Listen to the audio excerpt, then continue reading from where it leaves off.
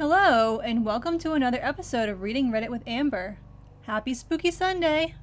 Today I have a couple of stories from r/LetsNotMeet for you. I use creepy music in the background for these videos. Because the sound intensity level varies, depending on whether you are listening with headphones or without, I developed both a version that is best with headphones and a version that is best without. You are listening to the no headphones version. For the headphones version, click on the link in the description below. Our first story today is called Just a Nice Christmas Eve Drive. This happened over 20 years ago. I was driving back home with my girlfriend at the time. It was Christmas Eve, and my mother's family used to hold a large celebration at my aunt's house in Estacada. This was my girlfriend's first time meeting with my extended family, but she got on quite well with them. We spent the majority of the afternoon and evening talking, playing poker, opening presents, and drinking an assortment of adult beverages. My girlfriend had been quite inebriated by the time we had to leave. Therefore, I'd be driving us home. It was around 11 p.m. or so. I was driving my girlfriend's car along Highway 211. Now this stretch of road is surrounded by farms and dense patches of forest, and parts of it are unlit. But nothing to fear. I grew up in this area, so I knew this road like the back of my hand. The both of us were just driving and talking away, just two young lovers making the most of our moment together. There is a portion of the highway that descends down an enormous hill before crossing Deep Creek. Surrounding both sides of the road are thick forests. There are no lights. The only thing we could see was the area directly in front of our headlights. I drive down the hill, cross the bridge, and uphill through more forest. It's as the highway starts to flatten out that it happens. Something sprints across the road so suddenly that I almost hit whatever it was. I slam on the brakes. I turn to my girlfriend and ask her if she saw it. She confirmed that she had, but she couldn't make out what it was. Maybe it was a coyote, as they are a fairly common sight in this area. But something felt off about it.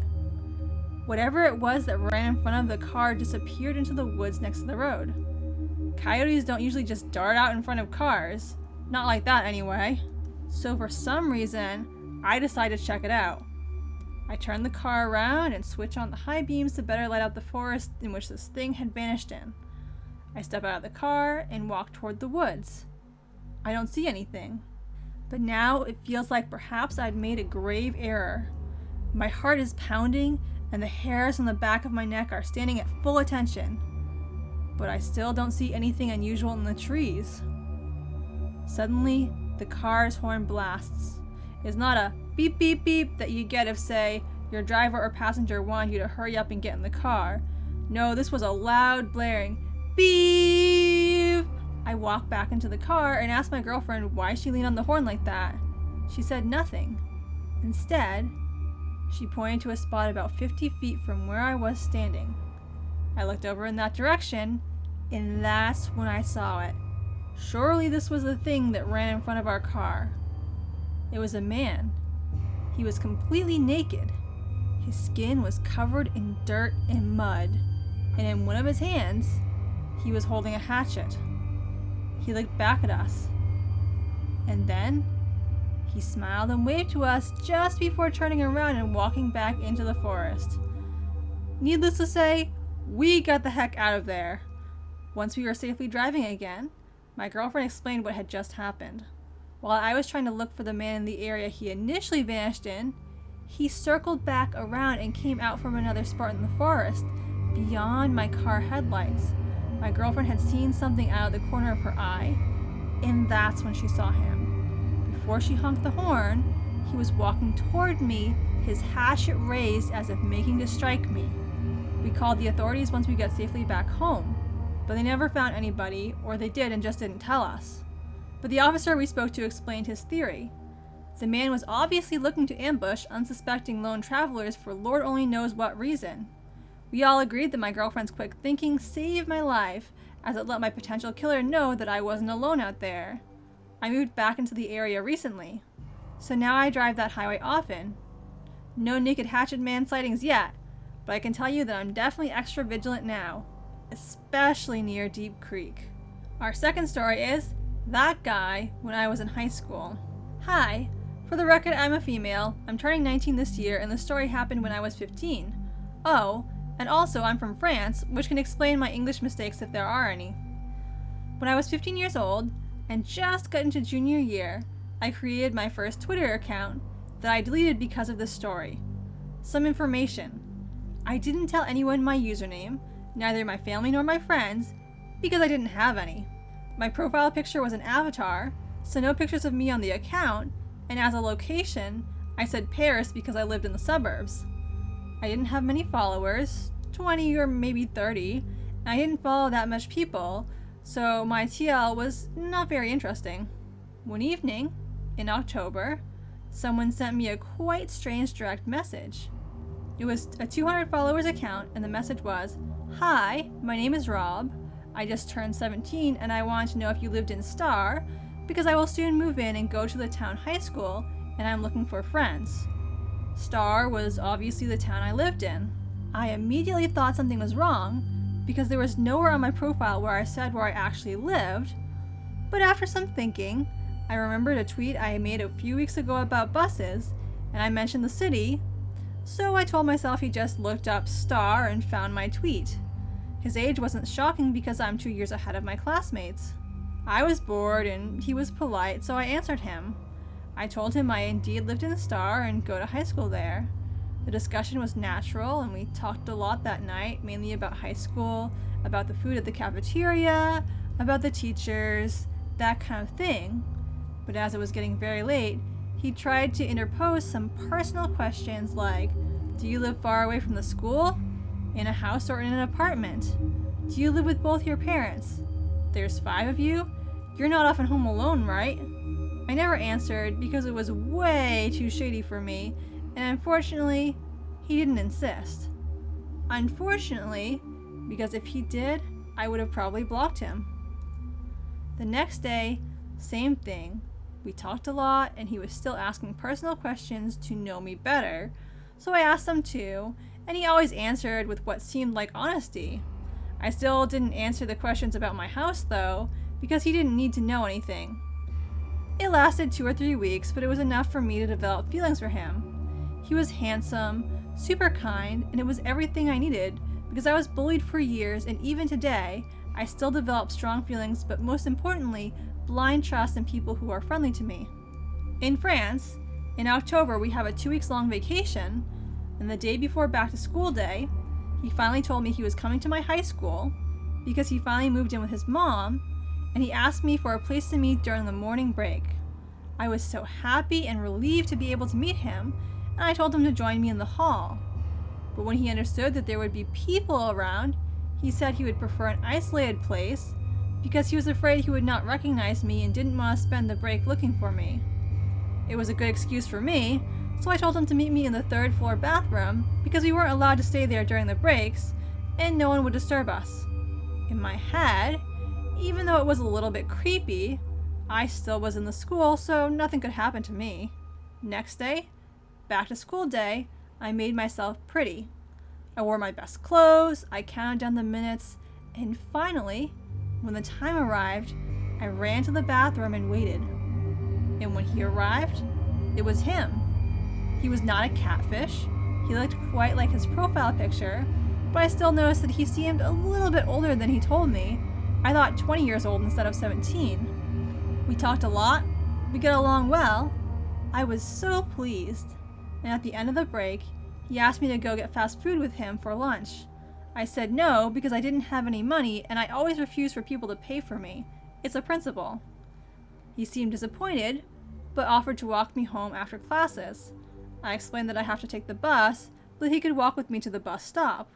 He looked disappointed again, but finally accepted. And that's exactly what happened, and it was so great that it quickly became some kind of routine. We met in the 3rd floor bathroom during the morning break, and he walked me to the bus stop after classes. Surprising fact, I never saw him in the hallways nor at the cafeteria, but I thought at that time that the building was huge, and there were over 1,500 students in here, so if our schedules didn't coincide, there was no way we could meet each other. This little game lasted until December, so almost a month and a half. The 14th of December, a Thursday, I complained about how lonely I was going to be that evening because my dad was abroad for work, my brother was always at his friend's house, My little sis was on a school trip and my mom had to work late that very night. It was very reckless of me, but after weeks, I thought I could trust him. That evening, he walked me to the bus stop. We both waited. I got on the bus, waved at him, and put on my earphones. I had 2 stops before my house. It was about 17:45 in December, so it was already really dark outside. And as I got out of the bus, I had a really bad feeling. There was that very uncomfortable sensation in my stomach, and I felt like I was being observed. I pressed pause on my music, but I kept my earphones on so that people thought I couldn't hear anything, and that's probably what saved my life. I lived in a suburban neighborhood, very silent, especially at night, with no visibility on the big road the buses passed in. When I heard footsteps behind me, I understood I was right. There was someone following me, and he was not well-intentioned. At least, I could hear that he was not accelerating, so he was not trying to catch up to me, but I couldn't guess how long this would last for. As quietly as possible, I tried to reach for my keys in my pocket, and when I finally pulled them out, I ran. As fast as I could. The best sprint of my life. I don't know how it worked, but I managed to open and to close the door before he could reach me. I then deactivated my alarm, which, by the way, confirmed that I was home alone, and took a look through the glass panel on the door. It is not a peephole, it is a whole window, so if someone wants to see what's happening inside, they can. It was Rob, a few meters away, looking at me with a really creepy face. He followed me to my home, probably with a car, and he was clearly not here for chit-chat. I still don't know why I didn't call the police. I was totally paralyzed. We both stared at each other for a minute, and when I took back control over my body, I ran in the kitchen to get a knife and got back to the door. He was there too, banging against the door. I feared for a second that the glass would break, but it didn't happen. That moment, when I was pushing against the door, praying for it not to break while he was kicking harder and harder, was the longest I've ever experienced. After maybe 5 minutes, he stopped and got around the house, knocking against every shutter, and got back to the door. He looked very angry, but then my neighbor's car reached my house, and Rob ran away, probably thinking it was my mom coming home. On Twitter, Rob sent me 1,000 messages before I could block him. He then deleted his account, and I thought I was done with the story. But quickly after, some accounts which have just been created followed me. Their @ was a series of numbers and the first letter of his name, and as soon as I blocked one, another one followed me. I chose to delete my account because I couldn't make it stop, and it was too hard to endure because they were sending me dozens of insulting DMs. Later, I talked to the people who were supposed to be Rob's classmates because I haven't met him again in days, but not a single one had ever heard of Rob. This guy was never a student in my high school. That's why I never met him apart from our daily meetings, and that is probably why he seems so old. I never heard about him anymore, and I'm still asking myself what did he want and what could have happened that night. So Rob, let's never meet again. Hey everyone! I wanted to take a moment to let you know about the new horror project I'm working on. I've been writing a short horror story serial in blog post form. I figured that the blog post could be translated fairly easily into Reading Reddit style videos, so starting on September 6th, the Fair River Forest Project will be filling my Sunday time slot. The first video is a little different from the Reading Reddit stories in that there is a video component to it, but if you prefer to just listen to this channel, you can listen to that video without missing anything essential to the storyline. I just thought it would be fun to make a found footage style video for the intro. The rest of the posts I've written so far are mostly just text, so they should be just like the Reading Reddit style videos you've come to know this channel for. They will have a different title slide because they're not from Reddit, but otherwise they should hopefully feel very similar. I'm so excited to be bringing this new series to you, and I hope you enjoy it. Anyway, I'll turn things back over to VoiceOver Amber now. I hope you enjoyed today's video. If you did, consider giving it a like or letting me know in the comments. I release new videos twice a week, Funny or outrageous ones on Wednesdays and spooky ones on Sundays. Thanks for watching, and have a great day.